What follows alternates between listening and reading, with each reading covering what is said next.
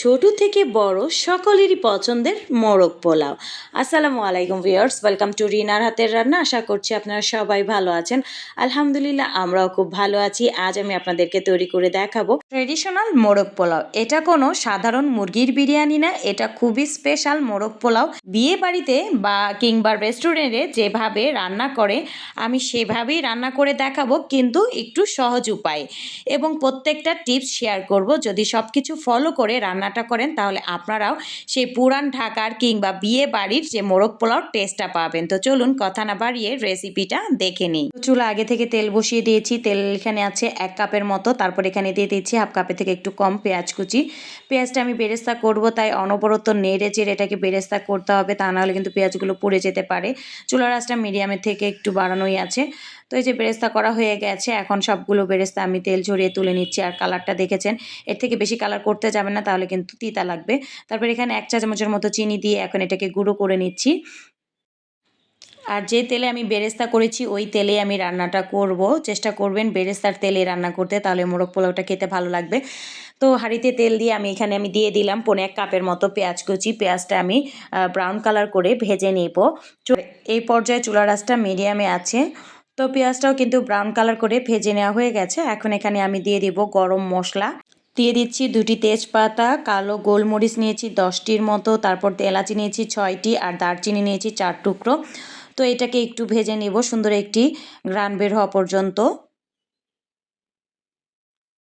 তারপর এখানে এখন দিয়ে দিব আদা রসুন বাটা। দিয়ে দিচ্ছি 1 টেবিল চামচ আদা বাটা, দিয়ে দিচ্ছি 1 টেবিল চামচ রসুন বাটা। তারপর এগুলোকে একটু তেলে ভেজে নিব।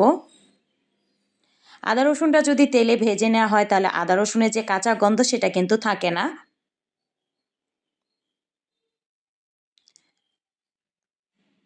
তো আদা রসুনটা তেলে ভেজে নেওয়া হয়ে গেছে। এখন এখানে আমি দিয়ে দিচ্ছি কাঁচামরিচ। আমি এখানে প্রায় 8টির মতো কাঁচামরিচ দিয়েছি। কাঁচামরিচটা আমি একটু 2 টুকরো করে দিয়েছি।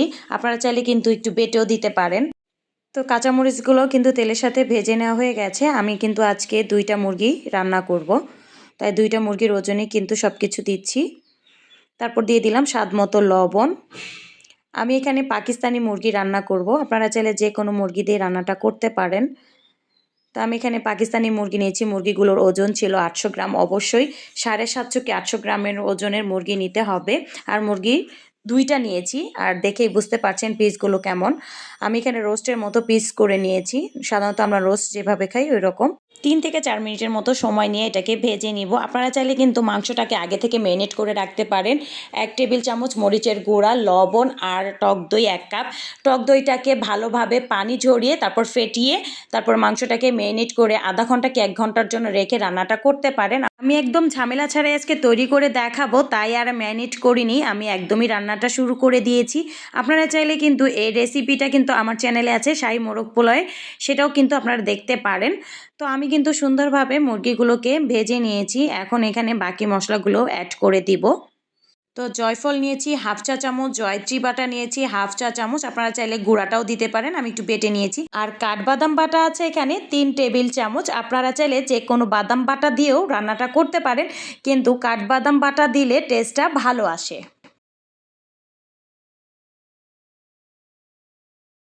তারপর এখানে আমি নিয়েছি 1 কাপের মতো টক দই। টক দইটাকে আমি পানি ঝরিয়ে তারপর কাঁটা চামচ দিয়ে ভালোভাবে ফেটিয়ে নিয়েছি। আপনারা চাইলে হ্যান্ড উইক দিয়েও ফেটিয়ে নিতে পারেন, কিন্তু একটু ফেটিয়ে দিবেন। তো এখন টক দইটা দিয়েও এটাকে ভালোভাবে নেড়ে চেড়ে দিচ্ছি। তারপরে এখানে আমি কিন্তু দিয়ে দিচ্ছি মরিচের গুঁড়া। আমি এখানে 1 টেবিল চামচ মরিচের গুঁড়া দিয়েছি। মরিচের গুঁড়াটা দিয়ে এটাকে ভালোভাবে নেড়ে চেড়ে মিশিয়ে নিচ্ছি। 4 থেকে 5 মিনিটের মতো মাংসটাকে আমি একটু কষিয়ে নিব। তো ভালোভাবে নেড়ে চেড়ে দিয়েছি। এখন ঢাকনা দিয়ে ঢেকে এটাকে কষিয়ে নিব। ফিরে এসেছি 5 মিনিট পর। ভালোভাবে নেড়ে চেড়ে দিচ্ছি, আর দেখুন তেল ভেসে উঠেছে। মাংসটা কিন্তু ভালোভাবে কষানো হয়ে গেছে। এখন মাংসটা পুরোপুরি সিদ্ধ হওয়ার জন্য এখানে আমি দিয়ে দিচ্ছি 1.5 কাপের মতো দুধ। আপনারা চাইলে দুধের পরিবর্তে এখানে পানিও দিতে পারেন। আর যদি একটু মাংসটা সিদ্ধ হওয়ার ক্ষেত্রে পানির প্রয়োজন বা দুধের প্রয়োজন একটু বেশি হয় তাহলে একটু বাড়িয়ে দিবেন। তো ভালোভাবে নেড়ে চেড়ে দিচ্ছি, আর ঢাকনা দিয়ে ঢেকে এটাকে রান্না করব 30 থেকে 35 মিনিটের মতো সময় নিয়ে। চুলার আঁচটা মিডিয়াম টু লোতে থাকবে। আর এই একটু পরপর ঢাকনাটা তুলে নেড়ে চেড়ে দিবেন, তা না হলে কিন্তু পুড়ে যাওয়ার সম্ভাবনা থাকে, কারণ এখানে কিন্তু বাদাম বাটা দেওয়া হয়েছে। তো চিকেনটা রান্না হতে হতে আমি চালটা রেডি করে নিই। আমি এখানে 1 কেজি পরিমাণ চিনি গুঁড়া পোলাওর চাল নিয়েছি। আপনারা কিন্তু চাইলে যে কোনো চাল নিতে পারেন। এটাকে ভালোভাবে ধুয়ে 20 মিনিটের মতো ভিজিয়ে রাখবো, তারপর পানি ঝরিয়ে নেব। কথা বলতে বলতে কিন্তু আমার এখানে চিকেনটাও রান্না হয়ে গেছে, উপরে তেল ভেসে উঠেছে, দেখেই বুঝতে পারছেন।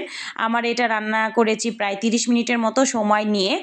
আর দেখতেই পাচ্ছেন রানের গায়ে থেকে কিন্তু মাংস ছুটে এসেছে, তখনই বুঝবেন যে মাংসটা সিদ্ধ হয়ে গেছে। তারপর এখানে আমি দিয়ে দিচ্ছি আলু বাখারা 4 পিস, আর কিশমিশ দিয়েছি 15টির মতো।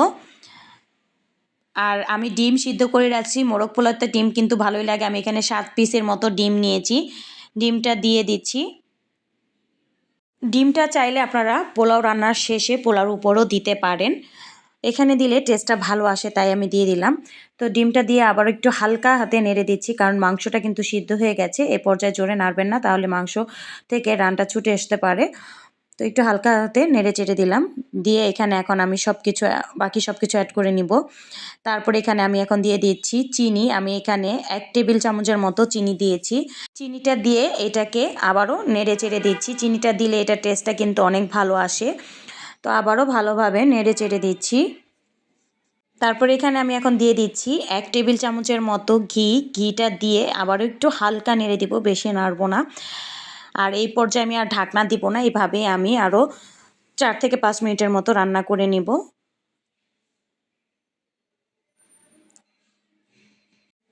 ভিডিওটা কেটে দেখবেন না, ফুল ভিডিও দেখবেন, তা নাহলে কিন্তু আপনাদের কোনো না কোনো কিছু ভুল হয়ে যেতে পারে, তাহলে সেই মোরগ পোলাওর টেস্টটা পাবেন না।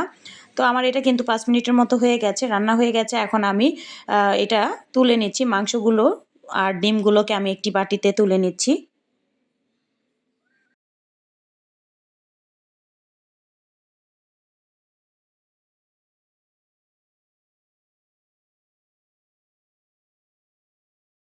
এখন এই গ্রেভিটি আমি পোলাওতে দিব, আর তেলটা আমি তুলে পোলাও রান্না করে নিব।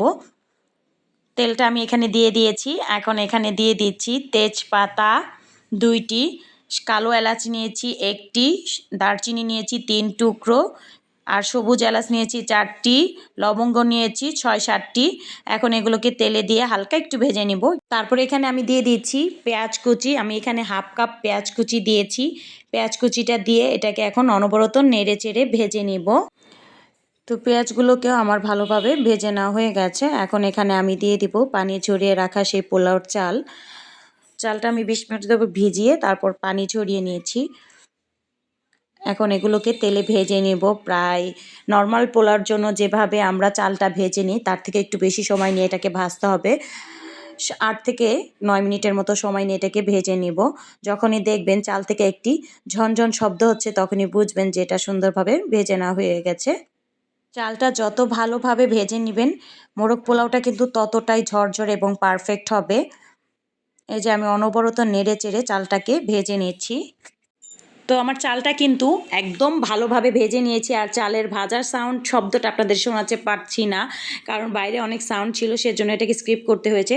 তো আমি এখানে ফুটন্ত গরম পানি দিয়ে দিলাম 7 কাপের মতো, আর দিয়ে দিচ্ছি 1 কাপ দুধটাও কিন্তু আমি ভালোভাবে গরম করে নিয়েছি। নতুন নতুন রাঁধুনিরা এক্ষেত্রে কিন্তু পানির পরিমাণটা একটু কমিয়ে দিবেন, 1/2 কাপ কি 1 কাপের মতো কমিয়ে দিবেন, কারণ অনেক সময় চাল নতুন পুরাতন থাকে, এর জন্য একটু পানিটা একটু বুঝে দিবেন। তো ভালোভাবে নেড়েচেড়ে দেওয়ার পর এখানে আমি দিয়ে দিচ্ছি যে মাংসের যে গ্রেভিটা ছিল সেই গ্রেভিটা দিয়ে দিলাম, দিয়ে এটাকে আবারও অনবরত নেড়েচেড়ে দিচ্ছি। আমি কিন্তু এখানে এখন পর্যন্ত লবণ দিই নাই, এখন এটা দেওয়ার পরে আমি লবণটা দিব, কারণ এই গ্রেভিতে লবণ থাকে, সে বুঝে এখন আমি লবণটা অ্যাড করব। তো এখানে আমি দিয়ে দিচ্ছি শাহি জিরা। এখানে আমি 1/4 চা চামচের মতো শাহি জিরা দিয়ে দিলাম। শাহি জিরা দিয়ে এটাকে আবারও অনবরত নেড়েচেড়ে দিচ্ছি। যদি না থাকে স্কিপও করতে পারেন, কিন্তু শাহি জিরাটা অবশ্যই দেওয়ার চেষ্টা করবেন। তো আবার এটাকে নেড়ে চেড়ে দিয়ে এখানে এখন আমি লবণটা টেস্ট করে নিব যে কতটুকু লবণ লাগবে। তো আমি এখন এখানে দিয়ে দিচ্ছি লবণ। তো লবণটা দিয়ে আমি এটাকে আবারও ভালোভাবে নেড়ে চেড়ে দিচ্ছি। তারপর ঢাকনা দিয়ে ঢেকে চুলার আঁচটা মিডিয়াম টু হাইতে রেখে এটাকে রান্না করে নিব পানিটা টানা পর্যন্ত। ফিরে এসেছি 5 মিনিট পর। এই যে ঢাকনাটা তুলে দেখছি যে দেখুন পানিটা কিন্তু অনেকটাই টেনে এসেছে। এই পর্যায়ে আমি চুলার আঁচটা একদম লোতে করে ঢাকনা দিয়ে ঢেকে আমি এটাকে দমে বসিয়ে রাখবো 10 মিনিটের জন্য। ফিরে এসেছি 10 মিনিট পর। এখন ঢাকনাটা তুলে দেখছি যে আমার পোলাওটা পারফেক্ট হয়ে গেছে না। দেখুন একদম পারফেক্ট হয়েছে। এখন আবারও এটাকে ভালোভাবে নেড়েচেড়ে দিচ্ছি। তো এখন এখান থেকে আমি অর্ধেকটা পোলাও তুলে নিচ্ছি। আর উপর থেকে তেজপাতাটা ফেলে দিলাম।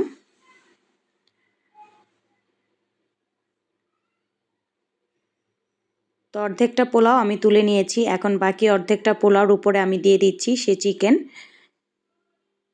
পোলাওর উপরে সবগুলো চিকেন আর ডিমগুলো আমি দিয়ে দিচ্ছি।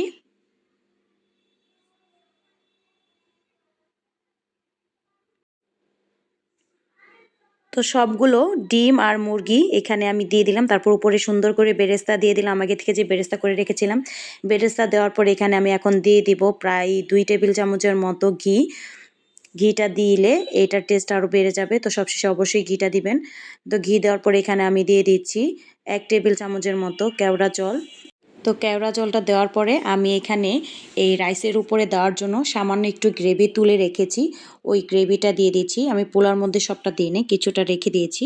তো এটা সুন্দরভাবে দিয়ে দিচ্ছি উপরে চারপাশে। দেওয়ার পরে এখন এখানে আমি দিব বাকি অর্ধেকটা পোলাওটা দিয়ে আমি চারপাশটা সুন্দরভাবে ঢেকে দিচ্ছি। উপরে সবগুলো পোলাও দিয়ে দিলাম, দিয়ে এটাকে ভালোভাবে ঢেকে দিয়েছি। তারপর উপরে আবারও বেরেস্তা দিয়ে এটাকে ঢাকনা দিয়ে ঢেকে দমে বসিয়ে রাখবো প্রায় 20 থেকে 25 মিনিটের জন্য। আমি হাঁড়ির নিচে একটি তাওয়া বসিয়ে তারপর এটাকে দমে বসিয়ে রেখেছি। তো ফিরে এসেছি প্রায় 25 মিনিট পর। আপনারা চাইলে আরেকটু সময়ও দমে বসিয়ে রাখতে পারেন। আমি একটু দেখিয়ে দিচ্ছি, দেখুন একদম ঝরঝরে পারফেক্ট হয়েছে। আমি সার্ভিং ডিশে পরিবেশন করে আপনাদেরকে দেখাচ্ছি যে দেখুন রাইসটা কতটা পারফেক্ট এবং চিকেনগুলো কত সুন্দর লোভনীয় দেখতে হয়েছে। সবগুলো টিপস ফলো করে রান্না করলেও কিন্তু আপনাদেরটাও এরকম ঝরঝরে এবং পারফেক্ট হবে। সেক্ষেত্রে ভিডিও স্ক্রিপ্ট করা যাবে না, ফুল ভিডিও দেখতে হবে। তো ঝটপট তৈরি হয়ে গেল বাবুর্চি স্টাইলের সেই মোরগ পোলাও। এই মোরগ পোলাওটা খেতে কিন্তু অসম্ভব ভালো হয়েছে। কালারটা দেখতে যতটা না লোভনীয় হয়েছে, খেতে কিন্তু তার থেকেও ভীষণ মজার হয়েছে। এবং যাদের জন্য আমি রান্না করেছি তারা সবাই খুব প্রশংসা করেছে। আপনিও যদি এরকম প্রশংসা পেতে চান তাহলে আজই রান্নাটা করে ফেলুন। এবং হঠাৎ গেস্ট চলে আসলে কিংবা বাচ্চারা অনেক সময় কিন্তু বায়না করে, তো আপনিও তৈরি করে ফেলতে পারেন। আমি কিন্তু খুবই সহজেই আপনাদেরকে দেখানোর চেষ্টা করেছি যাতে আপনারাও বাড়িতে এই বাবুর্চি স্টাইলের মোরগ পোলাওটা রান্না করতে পারেন। নতুন নতুন রাঁধুনীয় প্রবাসীর ভাইয়েরা কিন্তু খুব সহজে এই মোরগ পোলাওটা রান্না করতে পারবেন ঝামেলা ছাড়াই। তো আমার রেসিপিটা আপনাদের কাছে কেমন লেগেছে, যদি ভালো লেগে থাকে তাহলে অবশ্যই লাইক, কমেন্টস এবং আমার রেসিপিটা আপনার ফ্রেন্ডস অ্যান্ড ফ্যামিলির সাথে শেয়ার করবেন। আমার চ্যানেলটি সাবস্ক্রাইব করবেন, পাশে থাকা বেল আইকনটি প্রেস করে রাখবেন। আমার ভিডিও পোস্ট করা মাত্রই কিন্তু আপনাদের কাছে নোটিফিকেশন চলে যাবে। তো ভালো থাকবেন সবাই। আল্লাহ হাফেজ। আসসালামু আলাইকুম।